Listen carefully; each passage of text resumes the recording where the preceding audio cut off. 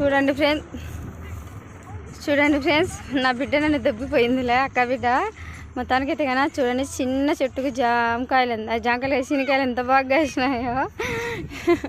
ఇప్పుడు శీనికాయలకు సీజన్ కదా, ఇంక ఈ నెల అవుతాయి కానీ అందుకు ఇంక ఇక్కడైతే కానీ కంప చేలోకి ఎవరు రాకుండా పంపేసింది. చేలో చూడండి ఫ్రెండ్స్ జామకాయలు ఎంత బాగున్నాయో చూస్తుంటే నాకు నోట్లో నీళ్ళు ఉడుతున్నాయి. ఎందుకంటే నాకు ఏం చూసినా కూడా నోట్లో నీళ్ళు ఉడతాయి ఫ్రెండ్స్.